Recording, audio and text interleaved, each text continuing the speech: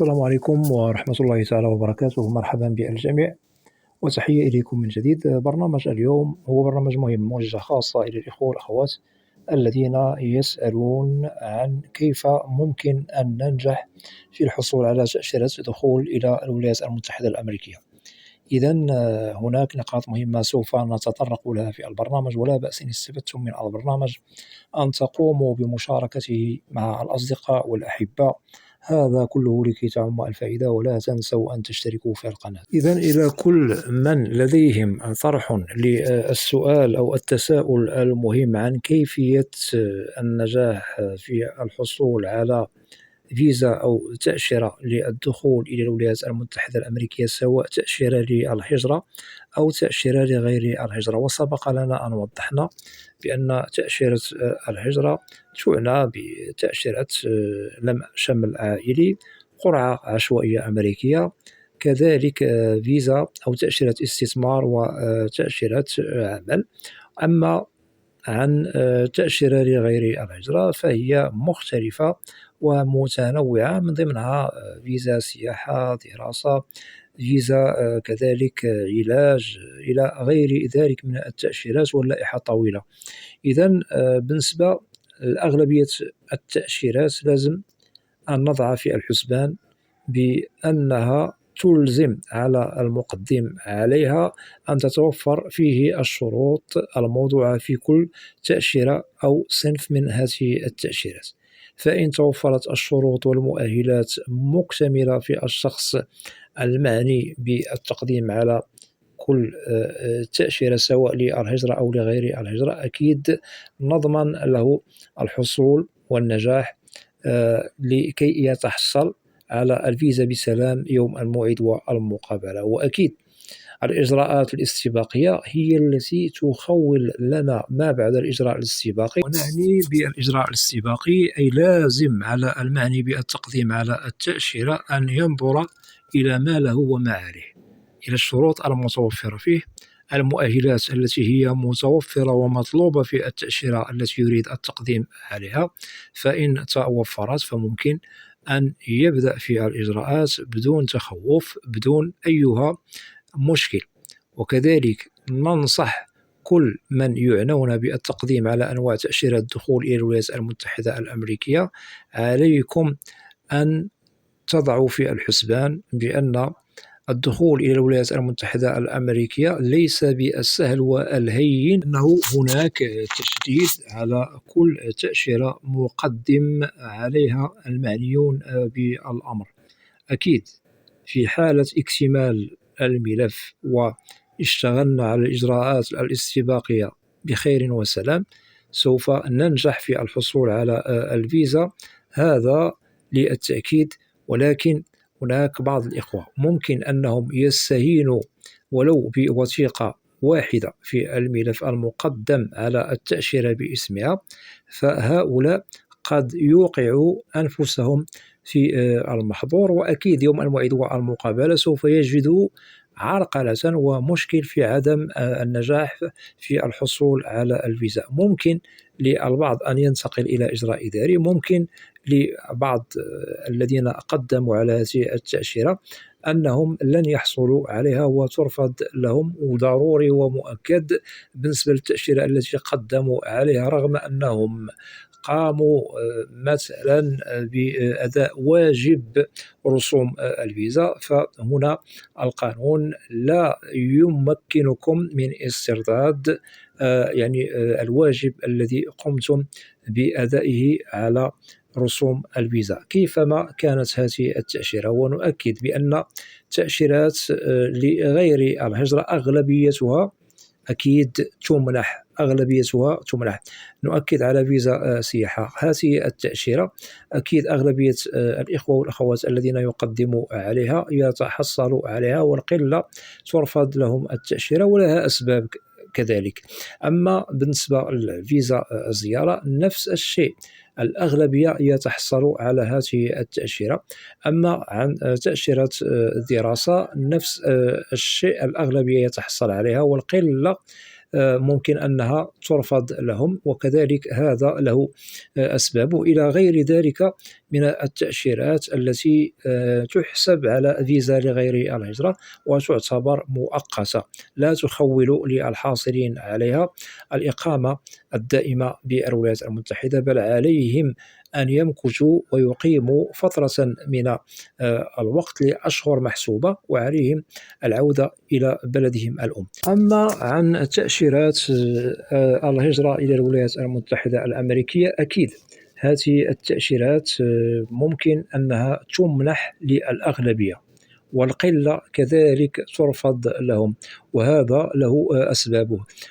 سوف نضرب لكم مثلا بالنسبة للم شمل الأزواج إلى الولايات المتحدة الأمريكية، تعطى له الأولوية والأغلبية يتحصل على هذه التأشيرة. وأكيد كلما وجدنا الشخص الذي هو مقدم لزوجته، أو مثلا الزوجة مقدمة لزوجها لأجل الدخول إلى الولايات المتحدة، في حالة أن هؤلاء المهاجرين الذين قدموا لأزواجهم تتوفر فيهم جميع الشروط، أكيد الموضوع من طرف قانون الهجرة الأمريكي سوف يسهل على الزوج أو الزوجة أن يتحصلوا على الفيزا بسلام، وهذا أكيد ضروري تسبقه إجراءات استباقية.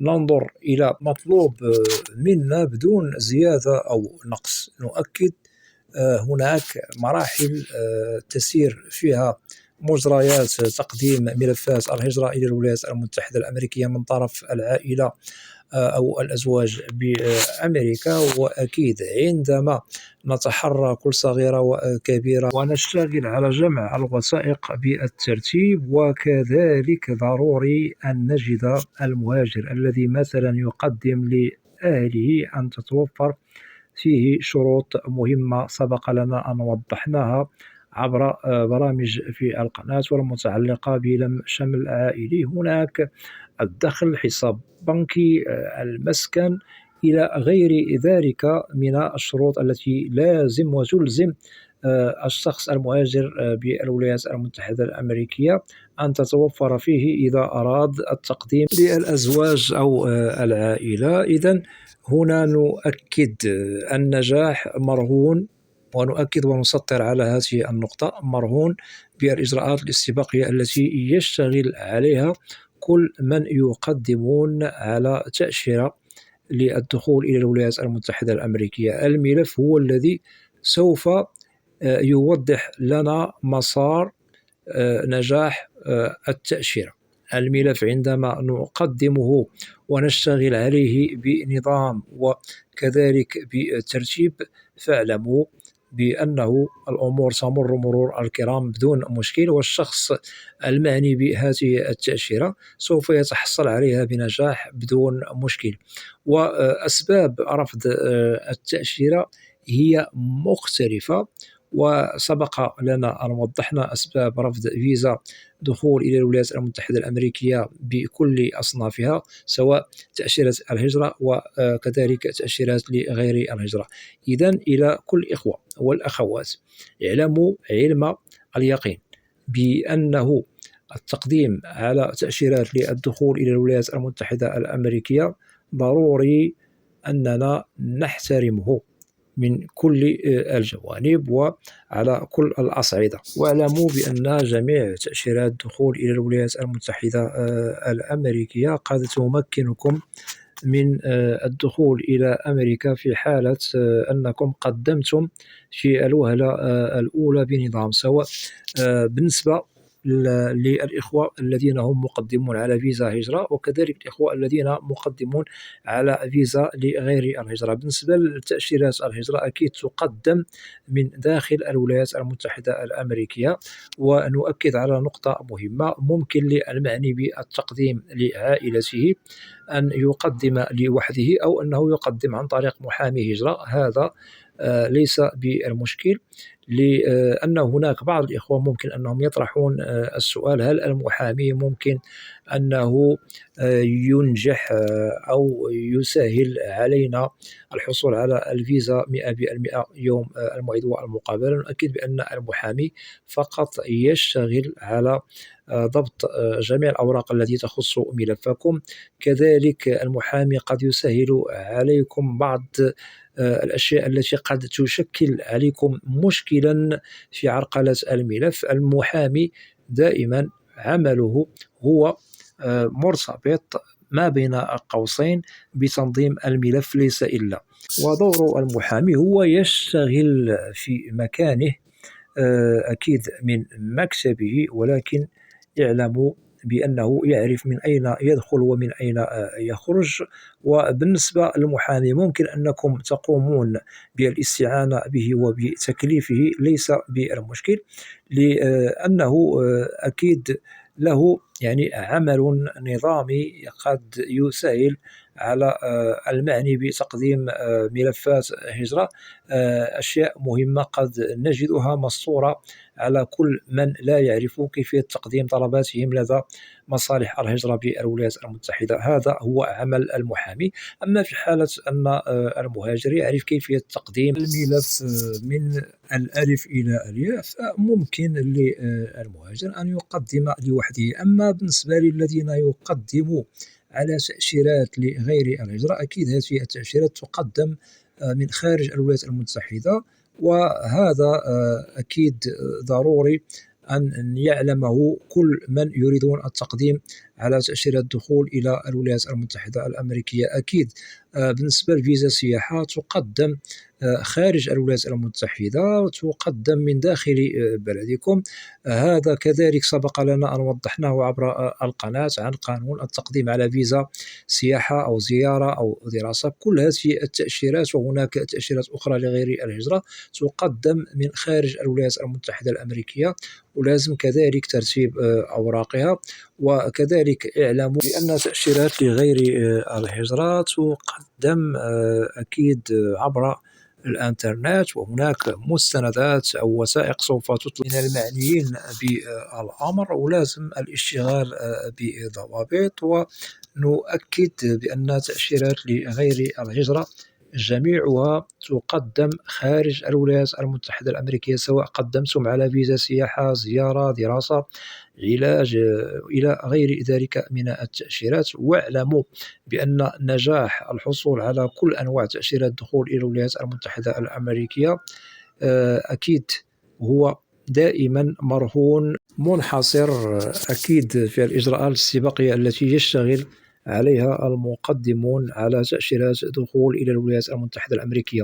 فإن وجدنا الملف هو من بدايته كما وضحنا قبل قليل منظم، والمستندات هي كذلك متوفرة، والشروط متوفرة جميعها ومكتملة في المعنيين بالأمر، أكيد سوف يتحصل على التأشيرة 100%. وهذا نضمنه إلى كل إخوة والأخوات الذين يطرحون هذا التساؤل عن كيفية النجاح في الحصول على فيزا دخول إلى الولايات المتحدة الأمريكية. ودائما ننصح قبل التقديم على أي تأشيرة، على أي نوع، سواء فيزا سياحة أو فيزا زيارة أو فيزا لم شمل عائلي إلى غير ذلك من التأشيرات على اختلاف أنواعها، ضروري أن تنظروا إلى التأشيرة التي تريدون التقديم عليها، ترسموا خريطة طريق، تنظروا إلى كل النقاط المهمة الموضوعة في قانون كل تأشيرة، اشتغلوا عليها أكيد بنظام وانتظام. كذلك لازم توفير كل المستندات المطلوبة منكم. كذلك اعلموا بأنه القنصل أو ضابط الهجرة إن وجد بأن ملفكم مكتمل يوم الموعد والمقابلة، أكيد الحصول لا محال على الفيزا إن شاء الله 100%. وهذا للتأكيد. إذا وضحنا لكم نقاط مهمة عن كيفية الاشتغال على تقديم تأشيرات للدخول إلى الولايات المتحدة الأمريكية، سواء تأشيرات الهجرة أو تأشيرات لغير الهجرة.